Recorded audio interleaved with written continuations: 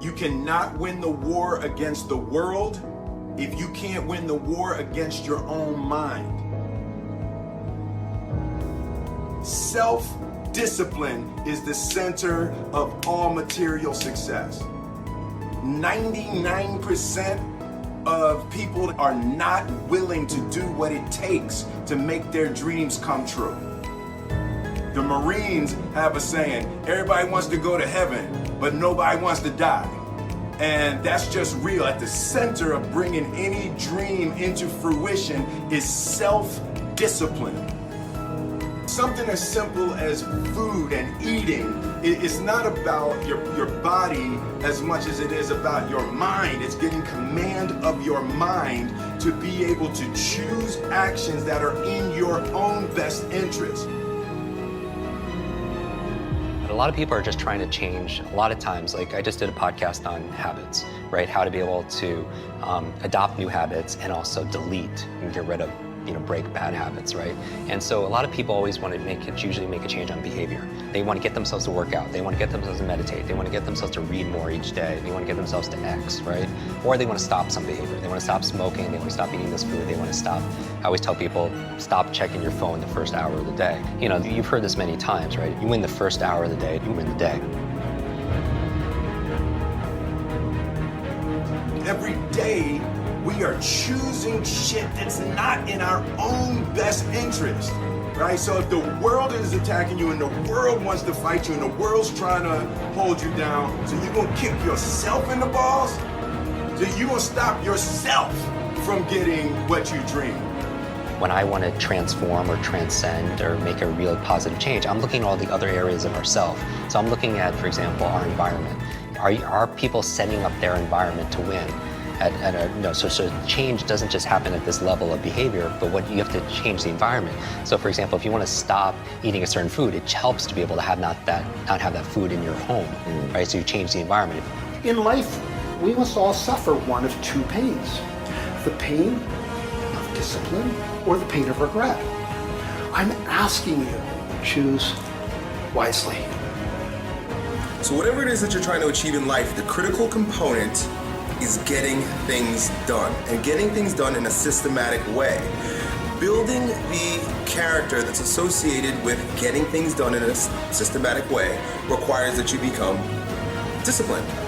And if we live a lazy, undisciplined life, and we just give in to our feelings, and we act on these emotional impulses, we're going to make very poor choices that we regret later on.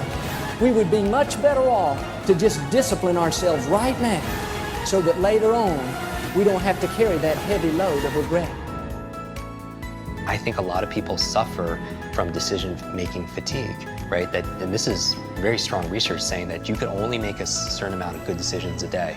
And after that is spent, you can't anymore. And that's really been fine-tuned in the medical field with surgeons and such, in terms of seeing their, where they're making their errors and stuff with early on in the day or later in their days and stuff like that. But we all, as entrepreneurs or as employees and executives or as parents, we all can make a certain amount of decisions. And that's why, people like Mark Zuckerberg or Tony Hsieh, they wear the same t-shirts and sweatshirts all the time because they don't want to spend, use up one of their decisions thinking, oh, what am I going to wear today, right? And so my goal is to streamline my life, put the routines the first hour of the day and the last hour of the day. I really micromanage to the point where it's habitual. I don't even have to think about it. And then, because those are the times of the day where I can really have the most impact. Because later on, in the middle of the day, team members need this, there's firefighting this, client needs that. But the first hour, the last hour, I really want to control. So all this really helped develop grit and resilience, in my body, so I could have the ability to persevere. And also, I stand guard to my brain all the time, what goes in. I don't watch like a lot of the negative news and all the marketing. I really focus, I watch and I listen to your show and maybe a handful of little things I read each day because I need to keep it positive. I want hope and I'm looking for help. I'm looking for inspiration and also instruction.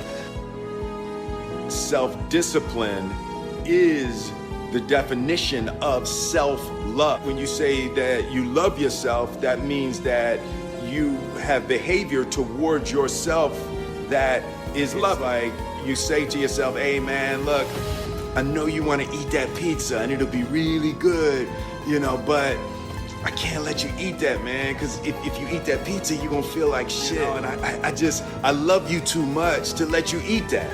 And I think the word discipline has kind of gotten a bad name. We think about it in terms of punishment. I'm not talking about discipline in that way. I'm talking about discipline in the sense that you forego immediate pleasure for the exchange of long-term self-respect. Self-love is when you say to yourself, man, look, I know you and that girl got a real connection. I know y'all vibe, but that's your girl's cousin. So I love you too much to let you do that. Self-love is, hey, look, I know you got a test on Monday, you know. I know you really want to go out with your friends. It's Saturday night, you want to go out, but if you fail that test, you're not going to feel good about yourself. You know, I love you too much to let you go out tonight. Self-discipline is self-love. If you want to be happy, you have to love yourself, which means you have to discipline your behavior. The road to sustained happiness is through disciplining your behavior.